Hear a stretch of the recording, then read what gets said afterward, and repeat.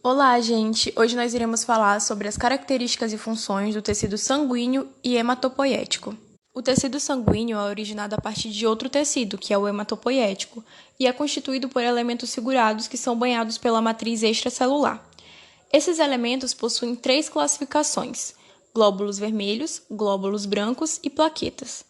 Os glóbulos vermelhos, também conhecidos como hemácias, são as células em maior percentual no sangue e representam o principal mecanismo de transporte de gás e oxigênio. Isso acontece porque no seu interior existem pigmentos de hemoglobina, e a hemoglobina ela tem a capacidade de estabelecer ligações com o oxigênio e realizar o seu transporte em direção às células. A baixa produção dessas moléculas, as hemácias, pode prejudicar o transporte de gás e oxigênio no organismo e levar o indivíduo a apresentar certo grau de anemia, caracterizado por sonolência, cansaço e deficiência respiratória. Os glóbulos brancos, conhecidos também como leucócitos, são responsáveis pela defesa do organismo e podem ser classificados em granulócitos e agranulócitos. Os granulócitos, como o próprio nome já infere, são leucócitos cujo citoplasma apresenta grande concentração de grânulos e podem ser divididos em neutrófilos, que atuam eliminando antígenos estranhos, como, por exemplo, as bactérias, basófilos, que atuam na liberação da histamina, que é um mensageiro químico responsável pela vasodilatação, e heparina, que possui atividade anticoagulante. Por fim, eosinófilos, que atuam contra parasitas e vírus através da liberação de grânulos citotóxicos.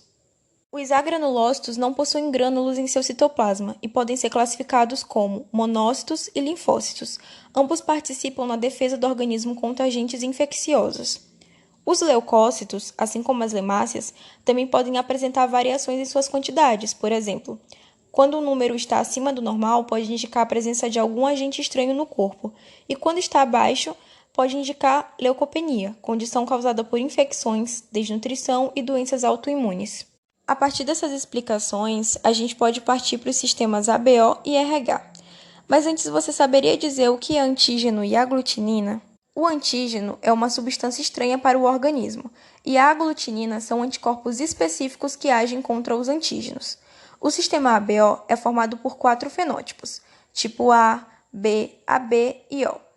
As pessoas do tipo A, por exemplo, apresentam um antígeno chamado aglutinogênio A e a aglutinina anti-B. Assim, ao entrar em contato com células sanguíneas do tipo B, ocorre uma reação de aglutinação, na qual formariam coágulos, ou seja, um ser humano só pode entrar em contato com células sanguíneas que possuem o mesmo antígeno que o dele. Então, pessoas do tipo B, do tipo O, do tipo A, só podem receber transfusão sanguínea de pessoas do mesmo tipo sanguíneo, com exceção do grupo AB, que são desprovidas de aglutininas e podem receber tanto sangue do tipo A como do tipo B, por isso são chamados de receptores universais. Enquanto o sistema BO possui 4 fenótipos, o RH possui apenas 2, sendo eles o positivo e o negativo. Basicamente, o RH é uma proteína, então se a pessoa possui, ela é positiva e se não possui, é negativa.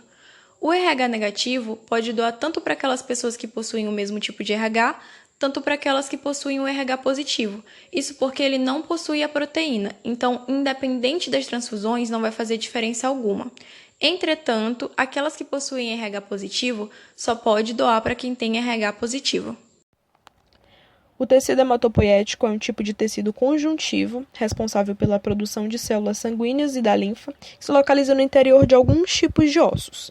Esse tecido é o precursor da medula óssea vermelha. Durante a infância, grande parte dos ossos do corpo possui esse tipo de medula. Na fase embrionária, as células sanguíneas são formadas no baço e no fígado. Nos adultos, os principais órgãos hematopoéticos são a medula óssea vermelha, que se localiza no interior dos ossos longos, a medula amarela, que é composta principalmente de gordura e não produz elementos sanguíneos, o baço, o fígado e os gânglios linfáticos, que armazenam células de defesa do organismo chamados de linfócitos ou glóbulos brancos. A medula óssea é dotada de fibras reticulares e células tronco medulares. Essas células são multipotentes, ou seja, elas podem dar origem aos diversos tipos de células sanguíneas e são descendentes de células tronco embrionárias. As células tronco embrionárias são totipotentes, ou seja, não só dão origem às células sanguíneas, como a qualquer outro tipo de célula do organismo. As células matrizes são o início de 2 linhagens diferentes de células, a linhagem mieloide e a linhagem linfóide. A linhagem mieloide inclui os eritrócitos, vários tipos de leucócitos e as plaquetas. A linhagem linfóide diferencia-se em linfócitos. As doenças do sangue resultam em mudanças anormais da sua composição, como a redução anômala do conteúdo de hemoglobina ou do número de glóbulos vermelhos, que é conhecida como a anemia. A anemia é caracterizada por uma diminuição da quantidade total do número de glóbulos vermelhos ou de hemoglobina no sangue.